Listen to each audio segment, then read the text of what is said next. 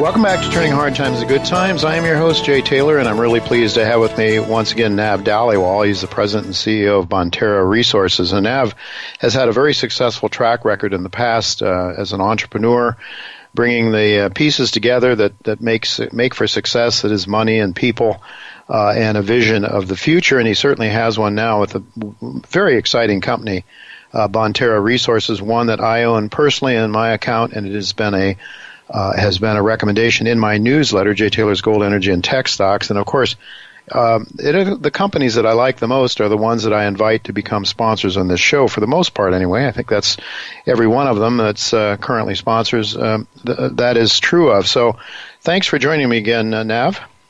I appreciate you having me on, Jay. Really good to have you, and I should just tell our listeners your stock trades under the symbol BTR in Canada, BONXF in the U.S., which is the symbol under which I bought it. 226 million shares out, trading it in U.S. money at about 43 cents, giving it a market cap in U.S. money of just under $100 million. Well, your current resource at the Gladiator Project, I believe, correct me if I'm wrong, but there's something like 273,000 ounces, and that's not a high number yet, but it's 9.37 grams per ton, and that's only on, I think, 15,600 meters of drilling. Now, you have a massive drill program underway. You've had a major, something like 83,000 meters drilled between 2012 2017, and you're drilling another 30,000 meters this winter through the ice up there in Quebec. As an interested shareholder, I've been keeping my eyes on the drill results, and man, they've been quite good, very impressive, consistently impressive, I might add. So what can you tell our listeners about the results that you've been getting, and how soon might we expect an updated resource on your Gladiator Gold project? Yeah, absolutely, Jay. So this morning we put out our news release here of one of our first drill holes off the ice in 2018, and again, it's reconfirming our the continuity and the integrity of the deposit, and really the geological understanding that we have here. So, off the main zone, we hit about 6.5 meters of 17 grams. So again, it is definitely showing the integrity of our deposit as we continue on. We did, as you were mentioning, that old resource, to kind of put in context for the listeners here, that 273,000 ounces at 9.4 grams a ton. That's 200 meters at strike by 200 meters at depth. So imagine that. Now, what we've accomplished since called the beginning of 2016 to currently, we've taken that and stretched it out to over 1.2 kilometers at strike by over a kilometer at depth. Still open in all directions, but defining now 5 zones. So we've really, in short order, expanded this deposit. And this aggressive drill campaign of 30,000 meters that we're doing here that should be wrapping up by the end of April is now quickly going back to infilling certain pierce points that we need 50 meters or less spacings, because we intend on having a updated 43-101 out in the second half of this year. So, we've taken just recently, at the end of February, we raised an additional $21.5 million from another strategic. So we're comfortable in the treasury. We've got over $40 million in the kitty now. So we're comfortable for cash now. If we're spending anywhere from $10 to $12 million this year, we've got a treasury that will last us here for another couple of years. And again, as we get to the 43-101 in the second half of this year when we publish it, that will give us our next. I guess it will lay out our next plans going forward. Do we continue tightening things up? Do we, go further on getting a bulk sample out? Because when we're drilling down, Jay, to a kilometer plus down at this deposit, first off, it's time. The time it takes, and then the money as well. So, do we and again, these are discussions that the technical team and the board has, does it make it more sense to take that bulk sample when we get this 43-101 and establish a new resource? And is it, more cost effective than getting down and seeing the depths of this deposit, which are still, we haven't closed anything off here. That's what's exciting about this. So with this 30,000 meter drill campaign that we've got going on, 80% of that's concentrated with 5 drill rigs right now on top of the deposit. 2 now are regional, 1 to the southwest and the 7th rig to the northeast. From all the groundwork that we did over the summer, with the IP, ground mag, and what really works in this area is the till samples that we take, the soil anomalies that we grab. We feel very confident on our regional targets now.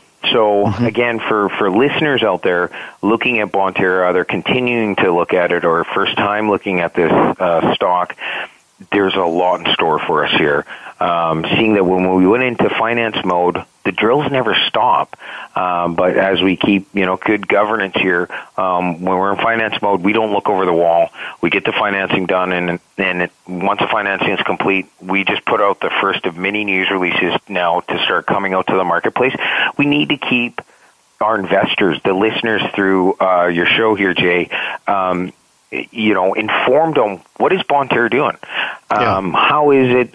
Where is Nav and the team and Dale creating the value for us if we become shareholders or if we're existing shareholders, and get the excitement that we're feeling excited on this side. And like I've always said, is we're a transparent company, and we want to show that transparency through our news releases and get the community, investing community, as excited as everybody else is, from the people on the drill rigs to all the way to the board members.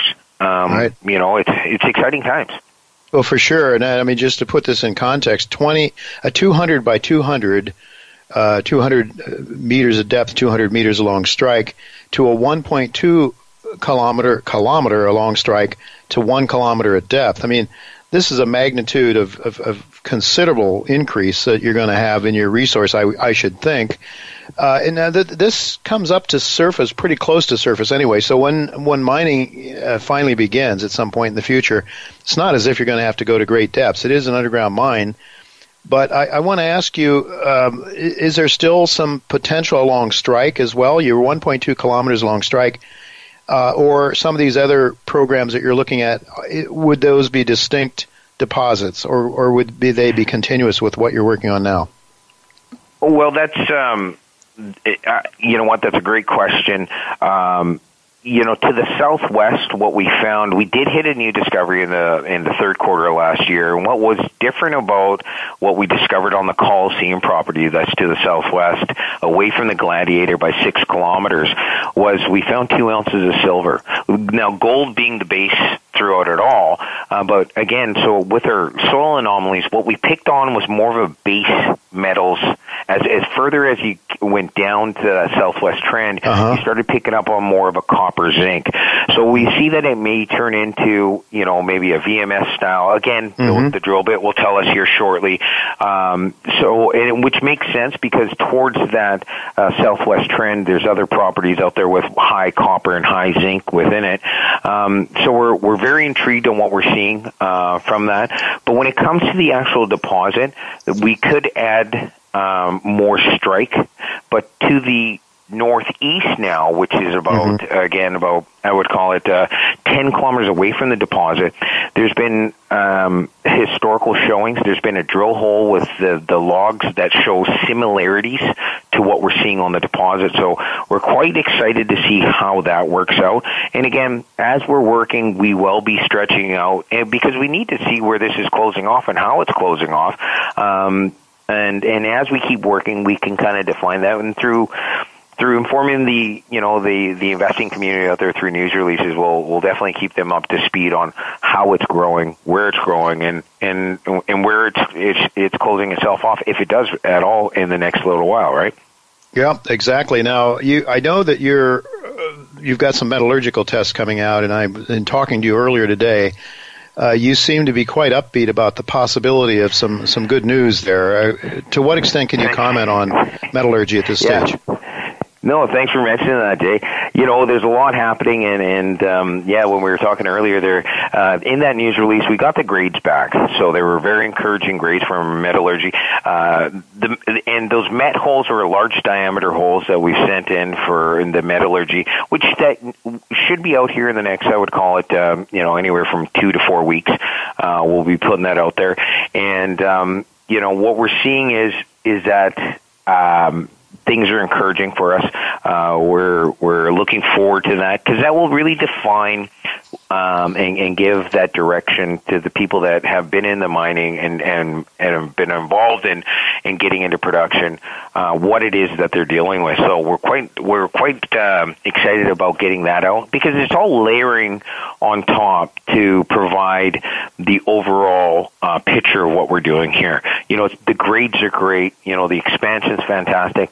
But what's metallurgy? And then when you can paper it all together with a 43-101, you want to make sure that, again, as you layer everything up, that it's all making sense. It's all cohesive. And this integrity is there. It's one thing to talk about it. It's another thing to prove it. And we're looking forward to proving it out. Nav, the big thing that I see with junior exploration companies is how their capital is structured. Who owns the stock? You mentioned a little while ago a strategic investor that came in a big way just recently in your last financing. Could you talk to us a little bit about who some of your strategic investors are? Who are some of these people that can help take you to the next level? And it's, in fact, at some point in time, as an exploration company, I would imagine that your hope is, or your desire, and you're working towards building a deposit that is the envy of some of these major mining companies. But could you just talk to us a little bit about the strategic investors that own Bonterra? Sure, and it can give investors out there or people that are looking at Bonterra, that timeline. So in the early days, we did take in traditional flow through. So now slowly since the beginning of 2017, we really have kind of turned this over and started to turn over the roster, if you want to say, by bringing in the likes of Eric Sprott, Kirkland Lake Gold, Joe Foster from Van Eck. You've got John Case out of Century. You've got Rick Rule and Andy Jackson from Sprott USA. Being big shareholders now that we're feeling confident that, we've got enough integrity with shareholders that have seen this kind of thing before where they see the value of what we're doing here. And just recently, bringing in a major UK fund that manages over $8 billion in their portfolio that were the lion's share of our last $21 million. So again, we're showing it through the work that we're doing and how we're able to manage. For the most part, there's expectations. So how we can manage that expectation and manage capital by deploying it. That's what really gets building the value for our shareholders here is getting out there, getting that capital deployed onto the property, and not letting go. For the fact is that in this area, if you take within a 10-kilometer radius, there's other companies out there doing fantastic work, and we're all cheering for one another. Within a 10-kilometer radius, you're going to have multi-million ounces of high-grade material that will resonate with the bigger players out there that see value in a mining-friendly jurisdiction as Quebec is. So again, it kind of adds to the bigger picture. We're in the first legs of proving out the resources. The infrastructure's there. We built out a 25-man camp to an 80-man camp. We've got a network of infrastructure throughout our properties now. So we're accessible all year round. We were always accessible all year round. It's just now that much easier for us. And again, working with the communities, working with the ministries, it's just we're being proactive as we, progress not only the deposit but just the whole picture all the way around of the company. So, de-risking the project. We're having a lot of fun doing it. Yeah, de-risking the project. I know, Nav, that you have another project that you haven't talked about. I don't think the market's giving you any value for it, even though it has a great deal of promise. So I know you don't want to talk about that right now, but boy, it's something that I look at as an investor and think, this is really good because there's another one you've got in your hip pocket that might be of value sometime, and we're talking about a project just across the line over in Ontario. We are basically out of time, but maybe 30 seconds to comment on that, if you would. Well, and yeah, absolutely. So we've got 1 million ounces, just under 1 million ounces on the Cadillac Larder Fault there that we call our Larder Lake project. We've definitely picked up a jewel there when markets are sideways as a secondary project. But as a company, we look forward to creating value for our shareholders, and we're in that process now. Yep. All right. Well, we'll have to leave it go at that. Thank you so much, Nav, for updating us on this very exciting story. I must say I am a very happy shareholder today, especially as one of the few stocks that are up today in a bad market for gold shares. So congratulations on that latest Thank you very much, Jay. News release as well.